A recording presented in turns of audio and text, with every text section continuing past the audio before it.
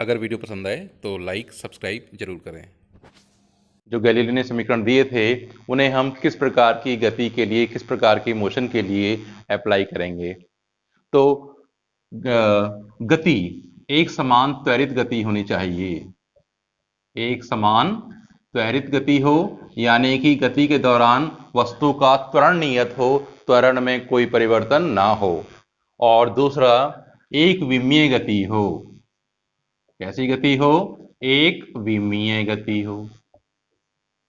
तो गैलीलियो ने जब कोई वस्तु एक समान त्वरित गति में एक विमीय गति करती है तो उसके त्वरण, दूरी, वेग और समय को ज्ञात करने के लिए 3 समीकरण दिए, जिसे हम गति के समीकरण कहते हैं।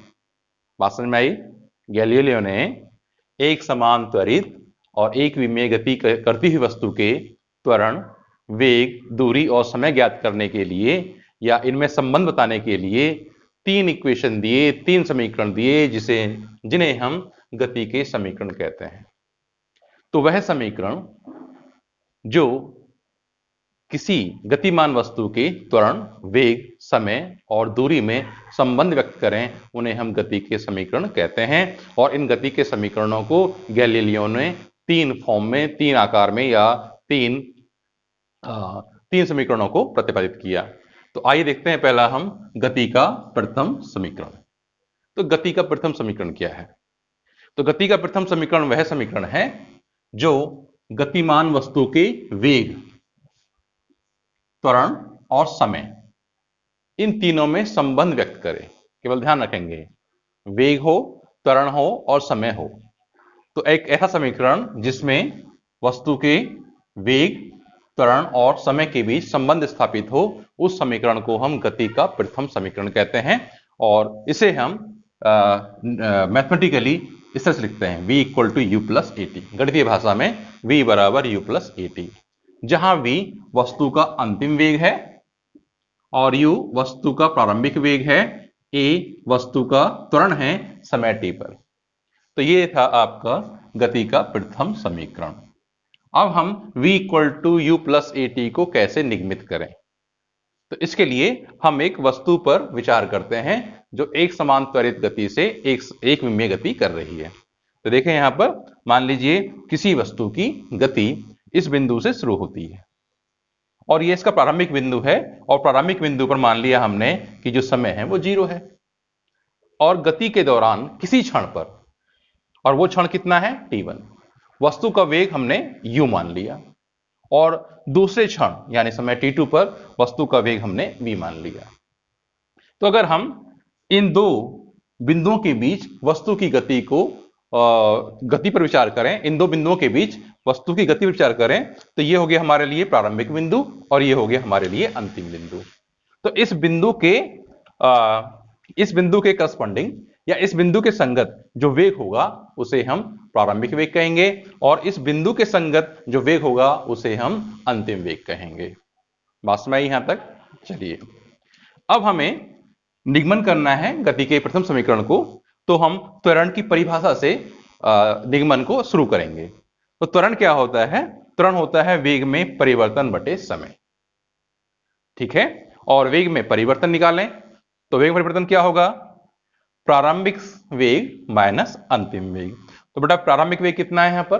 v, अंतिम वेग कितना है? u। और ये वेग में परिवर्तन कितने समय में हुआ? तो यहां समय कितना था? अंतिम समय t2, तो यहां समय कितना है? t1। तो इन दो बिंदुओं के बीच कुल समय कितना लगेगा? t2 minus t1।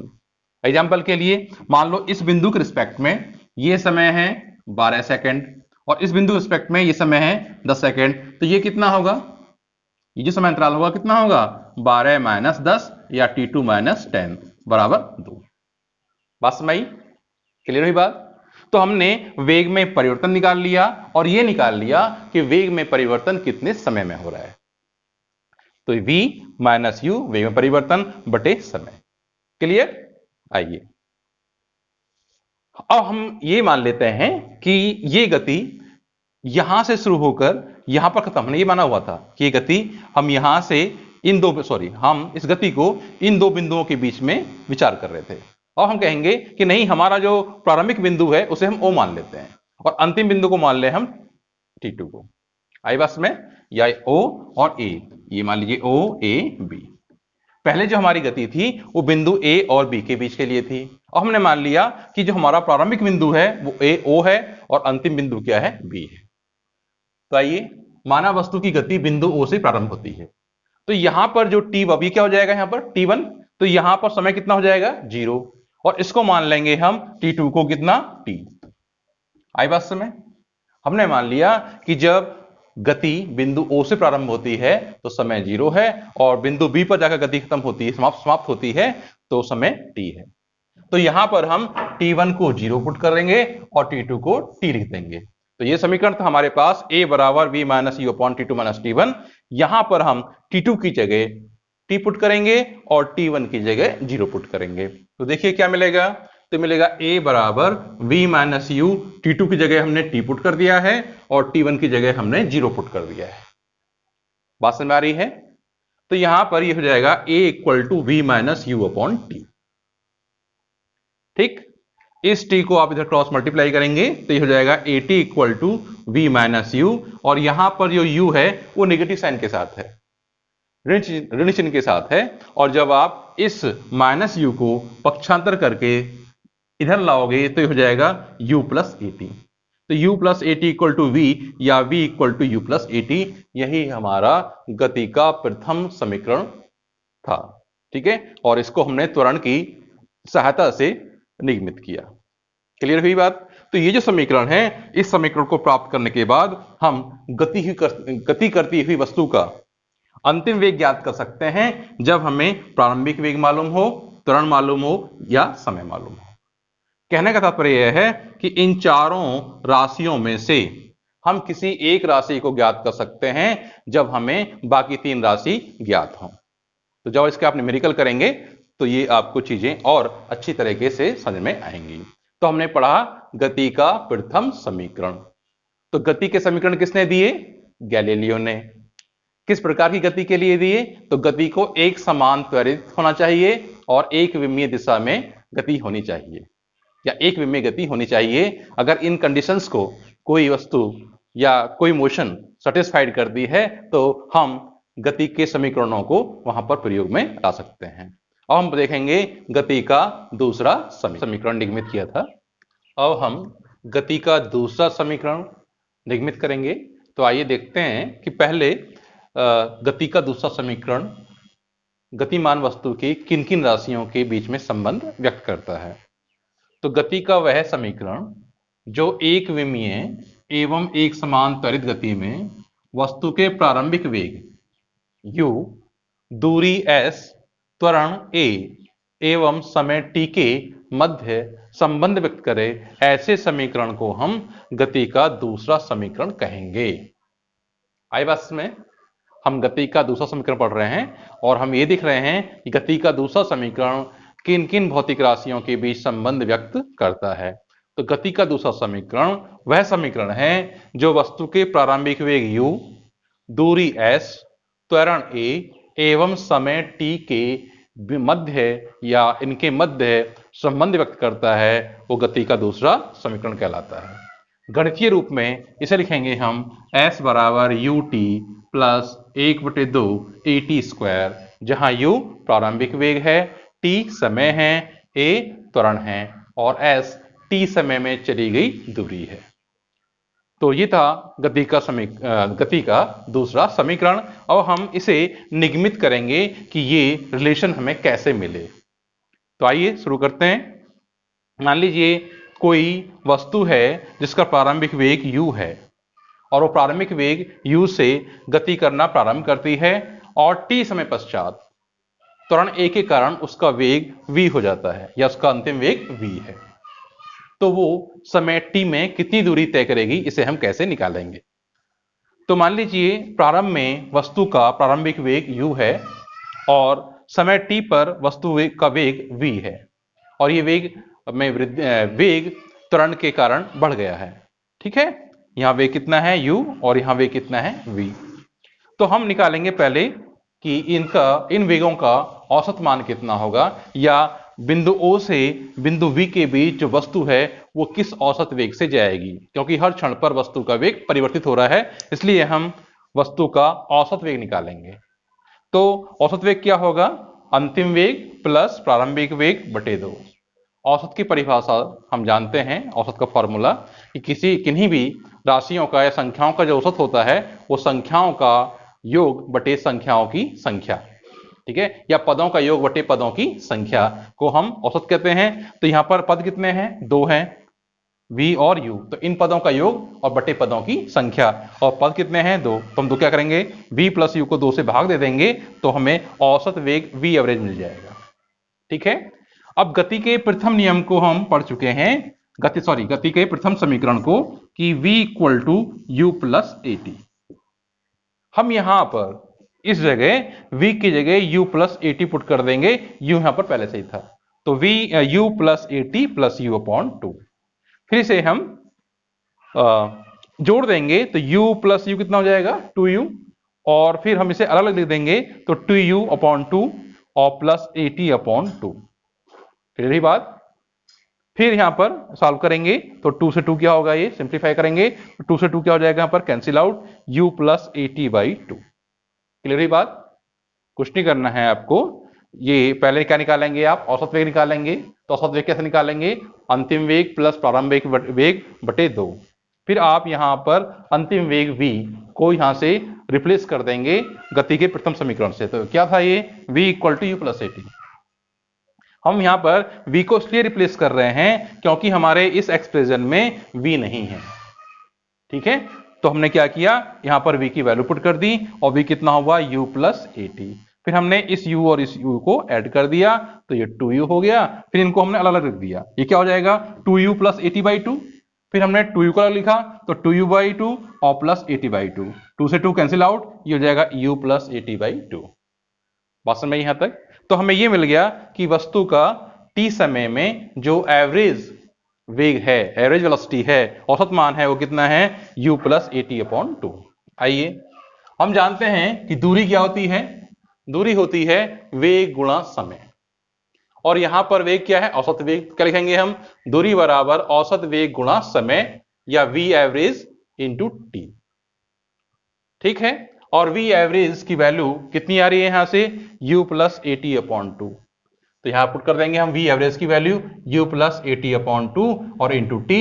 इस ब्रैकेट को ओपन करेंगे तो t की मल्टीप्लाई होगी u में, तो ये जाएगा ut। फिर t की मल्टीप्लाई होगी at में, तो at स्क्वायर बाई 2, और यही हमारा गति का दूसरा समीकरण है। अगर हमें वस्तु का प्रारंभिक वेग, त्वरण और t मालूम हो तो हम इस सूत्र की सहायता से ये जान सकते हैं कि एक समान त्वरित एवं एक विमेय गति में वस्तु t समय में कितनी दूरी तय करेगी। ठीक है, या हमें s u t मालूम हो तो हम a फाइंड कर सकते हैं। तो इस समीकरण में जितनी राशियां हैं उन राशियों में से अगर एक अज्ञात है, बाकी ज्ञात हैं, तो हम उस राशि को, अज्ञात राशि को ज्ञात राशि की सहायता से ज्ञात कर सकते हैं। तो ये था हमारा दूसरा समीकरण। अभी हमने गति के प्रथम और द्वितीय समीकरण को निगमित किया था। अब हम गति के तीसरे समीकरण को निगमित करेंगे। तो ये सबसे पहले जानें कि गति का तीसरा समीकरण क्या है, या गति का तीसरा समीकरण किन भौतिक राशियों के मध्य संबंध व्यक्त करता है। तो गति का तीसरा समीकरण वह समीकरण होता है जो एक समान त्वरित गति में, एक समान त्वरित एवं एक विमीय गति में वस्तु के अंतिम वेग v, प्रारंभिक वेग u, दूरी s एवं त्वरण a में संबंध व्यक्त करे गति का तीसरा समीकरण कहलाता है। आई बात में, गति का तीसरा समीकरण क्या है? वह समीकरण जो एक समान त्वरित एवं एक विमीय गति में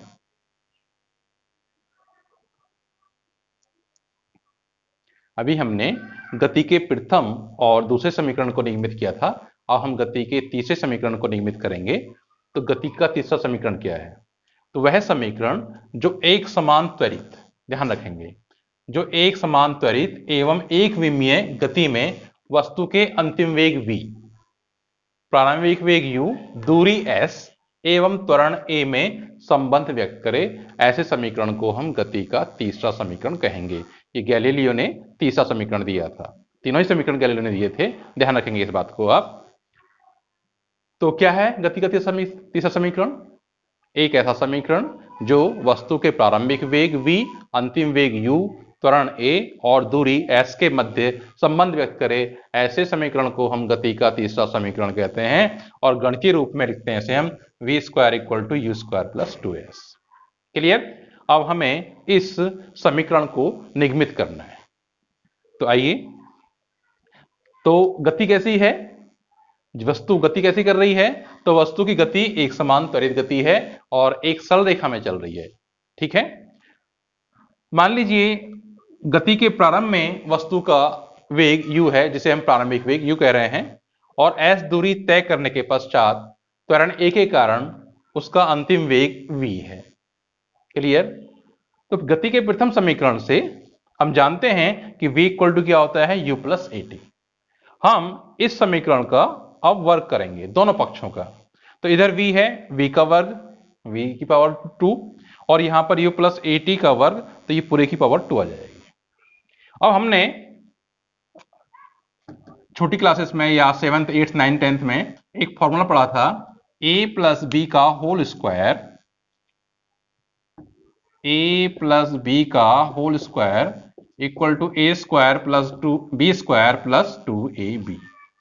हम इस फॉर्मूले की सहायता से इसको अब एक्सपेंड करेंगे। तो यहां पर u को मान लेंगे a और at को मान लेंगे b, और हम u प्लस at को इस फॉर्म में लिख देंगे। ठीक है, आइए, तो यहां पर क्या है, ये u, तो ये हो जाएगा u का स्क्वायर प्लस b कितना मान रखा है हमने, ये पूरी क्वांटिटी क्या कहलाएगी, ये b, तो b का स्क्वायर यानी a का भी स्क्वायर और t का भी स्क्वायर, तो a स्क्वायर t स्क्वायर और प्लस 2a कितना मान लेंगे हम, u, तो ये u हो गया, और b कितना है 80, तो 2u80। क्लियर बात? आइए, अब हमने यहां पर सिंप्लीफाई करने के लिए थर्ड टर्म को सेकंड की जगह लिख लिया, और सेकंड पद को हमने तीसरे पद की जगह लिख लिया। ठीक है, आइए, अब हम इन दोनों पदों में से यानी द्वितीय पद और तृतीय पद में से 2a को कॉमन लेना चाहते हैं। तो देखिए यहां पर सेकंड पद में 2a है, तो जब हम इस 2 को कॉमन लेंगे तो यहां क्या बचेगा, u बच जाएगा और ये t बच जाएगा। तो जब 2a को कॉमन लेंगे तो यहां बचेगा u इंटू टी। अब यहां पर 2 नहीं है, इसलिए 2 क्या होगा, डिनोमिनेटर में आ जाएगा, तो a, ठीक है, तो टी स्क्वायर बाई 2, और एक क्या ले लिया हमने, यहां से कॉमन ले लिया, तो यहां पर एक पावर कितनी है, 2, एक a बाहर चला गया, तो अंदर बचेगा केवल एक a, क्योंकि जब a और a की मल्टीप्लाई करोगे तो a इंटू a क्या हो जाएगा, a स्क्वायर, इसमें से एक a हमने यहां पर रख दिया और एक a को हमने कॉमन ले लिया। तो सिंप्लीफाई करने के लिए हमने यहां से 2a को कॉमन ले लिया, तो अंदर जो राशियां बचेंगी, जो पद बचेंगे, होगा ut प्लस 80 स्क्वायर बाई 2। अब ये जो ब्रैकेट में एक फॉर्मूला आया है, ये एक जो दो पद आए हैं, ये हमारे जाने पहचाने हैं। ठीक है, जाने पहचाने का मतलब ये है कि ये गति का दूसरा समीकरण है, तो जानते हैं, परंतु s बराबर ut plus half a t square, तो हम ut plus half a t square by, हम ut plus half a t square को या ut प्लस 1/2 टी स्क्वायर को s लिख सकते हैं गति के दूसरे नियम की सहायता से। ठीक है, तो यह जाएगा v square equal to u square plus 2as। बात समझ में आई यहां तक? चलिए, अब अगर हमारे पास हमें u का मान मालूम है, त्वरण a का मान मालूम है और दूरी s का मान ज्ञात है, तो हम वेग v का मान ज्ञात कर सकते हैं। तो इस तरीके से देखा हमने कि गति के 3 समीकरण होते हैं। पहला समीकरण क्या था, v equal to u plus a t, दूसरा समीकरण s equal to ut plus half a t square, और तीसरा समीकरण v square equal to u square plus 2as। ये तीनों ही समीकरण एक समान त्वरित गति, कैसी गति हो, एक समान त्वरित गति हो, और प्लस एक विमीय गति हो। बार बार चिल्ला रहा हूं मैं, जब न्यूमेरिकल निकालोगे तो ये चीजें बहुत कम आएंगी। तो एक विमीय गति, ठीक है, तो अगर कोई वस्तु एक समान त्वरित और एक वेग में गति कर रही है, तो हम गति के तीनों समीकरणों को यूज कर सकते हैं किसी भी अज्ञात राशि को निकालने के लिए। तो मैं समझता हूं आपको तीनों समीकरण निगमित करने आ गए होंगे। हमने जो आज तीनों समीकरण निगमित किए हैं वो गणितीय विधि से निगमित किए हैं, और एक होती है अवकलन विधि, उसे हम नेक्स्ट वीडियो में देखेंगे कि अवकलन विधि से हम इन तीनों समीकरणों को कैसे निगमित करेंगे।